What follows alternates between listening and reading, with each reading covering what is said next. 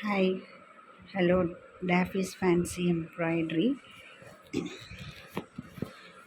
ரொம்ப நாள் நான் உங்களுக்கு வீடியோ போடலை, ஏன்னா போடுறதுக்கு டைமும் இல்லை, எனக்கு தனியாக எடுத்து போடவும் முடியல. இப்போ நான் உங்களுக்கு என்ன காட்டுறேன் அப்படின்னா, இப்போ நான் மிஷின் புதுசாக சேஞ்ச் பண்ணியிருக்கேன். இது ஆர்டினரி மிஷின் தான். இதுக்கு முன்னாடி மெரிட் அப்படிங்கிற ஒரு மிஷின் வச்சுருந்தேன். இந்த மிஷின் நான் இப்போ வாங்கியிருக்கேன். இவங்க 23,500 அப்படின்னு சொல்லி வாங்கியிருக்கேன். நல்லா தான் இருக்குது மிஷின். அங்கேயே அடித்து பார்த்தேன், நல்லா இருந்துச்சு. இது என்னென்னா, நல்லா தைச்சி வெளியில் தைச்சி கொடுக்குறவங்களுக்கு இந்த மிஷின் ரொம்ப யூஸ்ஃபுல்லாக இருக்கும். ஆனால் இது ஜாக் வாங்கலாமா, ஃபஸ்ட்டு ஜாக் வாங்குறதுக்காக தான் நான் போயிருந்தேன். ஆனால் ஜாக் வாங்கலாமா, சிங்கர் வாங்கலாமா அப்படின்னு அங்கே போய் ஒரு கன்ஃபியூஸ் ஆகிட்டு. ஏன்னா இது 3 இயர்ஸ் வாரண்ட்டி அப்படின்ட்டு சொன்னாங்க. நான் 9900 வாங்கியிருக்கேன். என்ன அப்படின்னா 9900T அப்படின்ட்டு இருக்குது. அது என்னென்னா, ஆட்டோமேட்டிக்காக பேக்கில்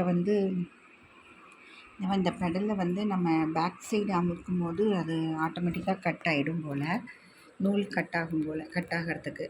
ஆனால் இதில் அப்படி இல்லை. 9900 அப்படி இல்லை. ஆனால் பின்னாடி ஒரு ஆப்ஷன் கொடுத்துருக்காங்க. அது என்ன அப்படின்னா, இந்த கொடுத்துருக்காங்க. இதில் அப்படி த்ரெட்டை நம்ம வச்சாலே அது ஆட்டோமேட்டிக்காக கட் ஆகிடுது.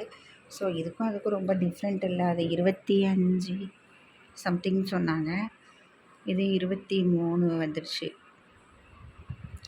ஸோ அதனால் எனக்கு என்னமோ அது ஒரு இதுக்காக அவ்வளோ ரூபா போட்டு அந்த மிஷினை வாங்கணுமா அப்படின்னு சொல்லிவிட்டு நான் 9900 நான் வாங்கிட்டேன். பார்க்க தான் நான் போனேன். நான் ஜாக் மிஷின் தான் வாங்கணும் அப்படின்னு போனேன். அது 1 இயர் தான் வாரண்ட்டி அப்படிங்கிறதுனால யோசிக்க ஆரம்பிச்சிட்டேன். சரி, சிங்கர் நல்ல ஒரு பெஸ்ட்டு கம்பெனி, அது எப்போவுமே நம்ம கூட இருக்கிற ஒரு இது. ஸோ அதனால் சரி, நம்ம இதுலேயே நம்ம தைரியமாக பண்ணுவோம். இது 3 இயர்ஸ் அப்படிங்கிறதுனால யோசிக்காமல் நான் இதை வாங்கிட்டேன். போய் பார்க்க போன இடத்துல வாங்கிட்டு வந்துட்டேன். சரி, இப்போ அடித்து பார்க்கலாம் அப்படின்னா, நல்லா மிஷின் நல்லா அடிக்குது.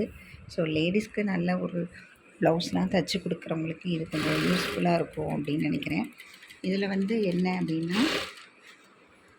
அவங்க டைமிங் செட் பண்ணி, நம்ம எவ்வளோ ஸ்பீடு வேணும் அப்படிங்கிறது இதில் இருக்குது. இப்போ நான் 200 வச்சுருக்கேன். அதுலேயும் கம்மி பண்ணலாம். எவ்வளோ வேணுமோ கம்மி பண்ணிவிட்டு இந்த எஸ் அப்படிங்கிறத நம்ம அதில் ப்ரெஸ் பண்ணணும். ப்ரெஸ் பண்ணால் அந்த இப்போ நான் 195 சம்திங் வச்சுருக்கேன்னு நினைக்கிறேன். 180 வச்சுருக்கிறேன். ஸோ இந்த 180லேருந்து அது மாறாது. இப்போ சப்போஸ் 175 அப்படின்னா 175 போட்டு அந்த எஸ் அமைக்கணும். ஸோ அந்த 175லேயே நிற்கும் அது. ஸ்பீடு கூடாது, குறையாது. அதுக்காக தான் இந்த எஸ் அமுக்குறோம். ஸோ இது கூட்டுறது, குறைக்கிறது. இது 400 வரைக்கும் இது நம்ம ஸ்பீடு வச்சுக்கலாம்.